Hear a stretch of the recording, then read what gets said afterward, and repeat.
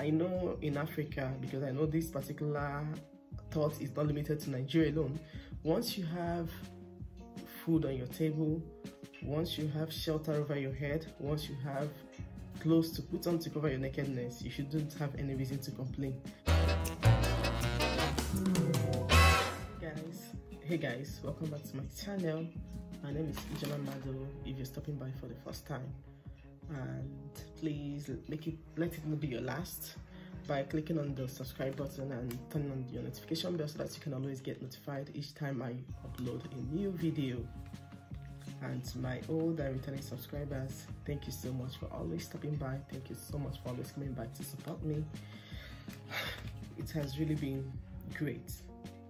Your support has really been great to me and my channel.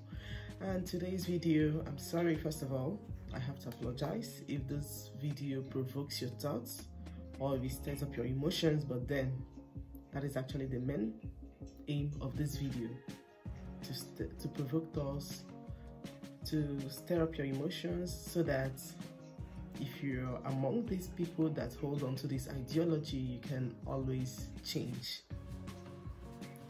I know that's a positive impact. Anyway, let's get it started. So when I mean Nigerian men are sadists, Nigerian abroad are sadists, this does not mean all Nigerian men are sadists or all Nigerian men abroad are sadists. This refers to, anyway, like when I mean men, I mean married men. I'm referring to the married men and those who intend getting married anytime soon, who still hold on to this ideology, who believe in this ideology. And who are they? I mean, married men. So marriage entails that a man and a wife should live together. A man should leave his parents and the woman leaves her parents, and they come together to become one. But due to some circumstances, some people don't get to experience this particular situation. Some people don't get to live with their spouses. So who are those I'm referring to in this video? Not every Nigerian man is a sadist, point of correction. I am referring to the very small percentage, maybe 1% or 2% or 3 or 4 as the case may be, who have now, I'm sorry, I've apologized before and I'll still apologize again. I'm sorry if this video stirs up your emotion. So I know due to some circumstances, some Nigerian men abroad are not able to live with their wives due to some circumstances beyond their control. But the people I'm referring to in this video are those who have all it takes, who can easily invite their wife, or who can easily make it possible for them to be living with their wives in this abroad. But they have sworn never to bring a woman abroad. Reason: they often say their women will put them in trouble, that when women come here they get wild, all sorts of things that I don't know if they actually do exist. Because I know people, I've seen people who hold on to this ideology that they will never bring a woman here, and not only do they keep this ideology to themselves, they equally try to transfer this misery to other people who have that intention of bringing their wives over. Like, you know, you don't want to bring your wife because of reasons best known to you. Why not keep this ideology to yourself? Why go to inflict this misery onto those who intend bringing their wives? They will do everything possible. They will be telling all sorts of nonsense. Oh, you will no longer have your freedom. Your wife will come here, she'll get wild. Your kids will be lost. Who said so? Who told you that?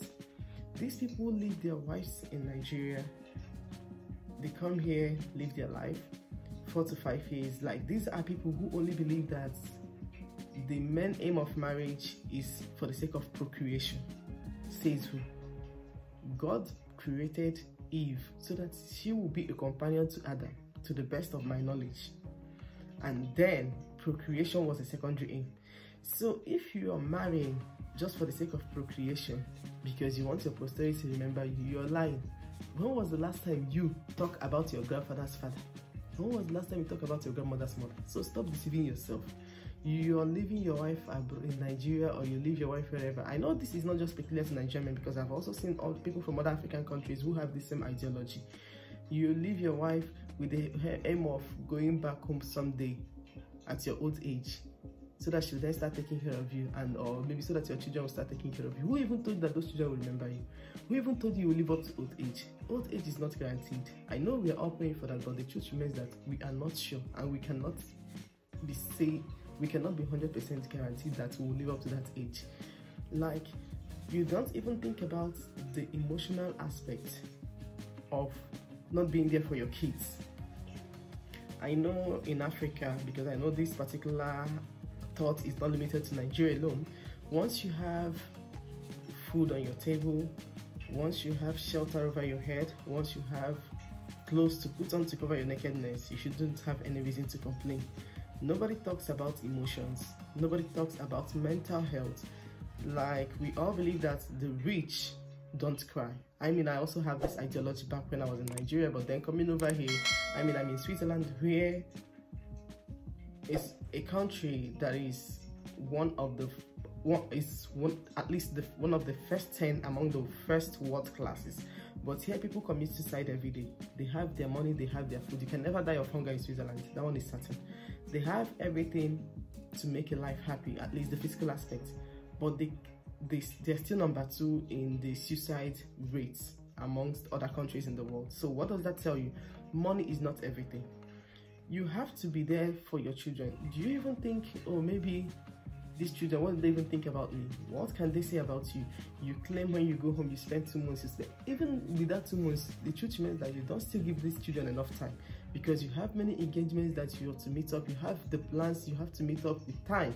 So you keep on doing this, doing that, and at the end of the day, sometimes you don't even spend up to 20. Like, if they calculate everything you spend with these children, it might not even be up to, at least let me say, 48 hours. Yes, you're there with them, but then you have other engagements. They're there at home, you're running around, they will see you in the one, they will greet you, blah blah blah blah blah.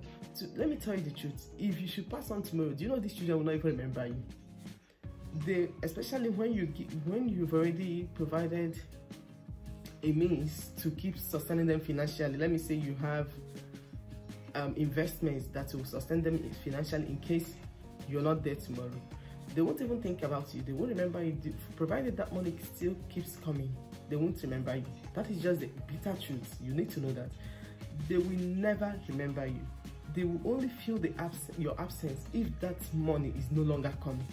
So a situation whereby the money keeps coming, they'll be like, oh, my daddy died yesterday, blah blah blah blah blah. 1 week, 2 weeks, they've moved on, and you keep on hoping that these children will take care of you in your old age. Who even told you that they will remember that? Maybe in your old age, they will still reciprocate what you did to them. They'll bring money for you, they will do other things, but then that emotional attachment that you will be seeking at that age will not be there. Even your wives might not even be better. You're not even sure if they will welcome you back, or if that relationship will be there, because you can't tell me. We all know what long distance does to relationships, talk more of marriage. So let me tell you, if you have the means to bring your wife over, if you have what it takes to live like a married man and not a bachelor, do it. It will be for your own good, not just for yourself, for your children as well. I mean, I met a man the other day, I was opportune to meet a man the other day. He said his father died when he was a baby, and when he was a child, when he was a baby, there was no problem. He had no problem of the father's absence. He never felt it because the mom was always there providing all his needs. But the moment he crossed over to the teenage age, the problem started, because all his friends, or among his age mates, they were always saying, my dad this, my dad this, my dad did that, my dad did that. Like, their parents split the work amongst themselves. The mom takes care of the one she can, and the father does. But in his own situation, he doesn't have a father. He has a brother who, early in the morning, he goes away with his parents. His mom was always busy to make ends meet, but he was alone, no father, no friend. He was depressed, and it continued until God healed him, until God found a way out for him.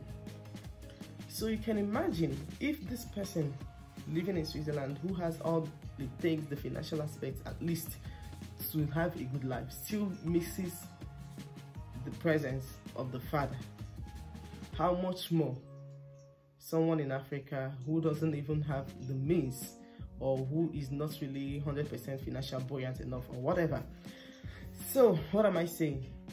Even if you want to keep to this ideology, keep it to yourself.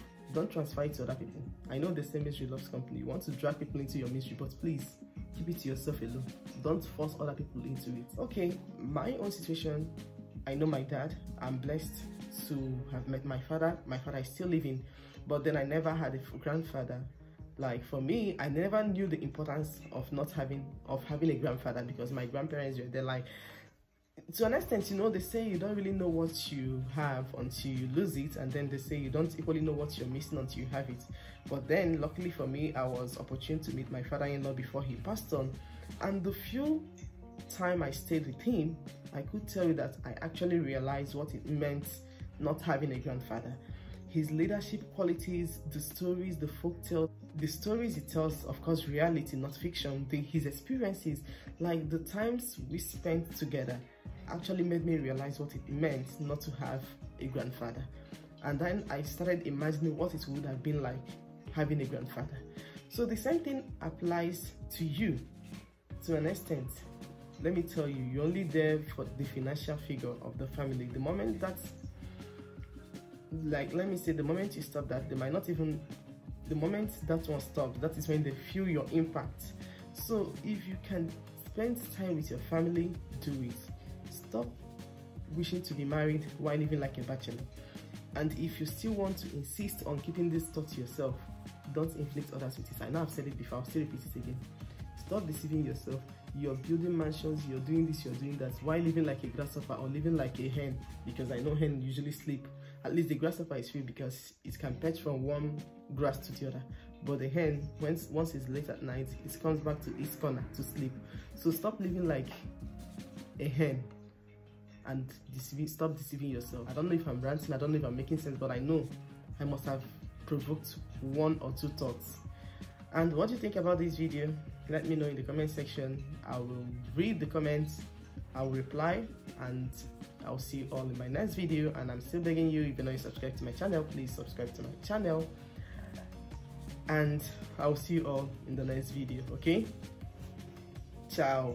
Make sure to share, like, and other good stuffs.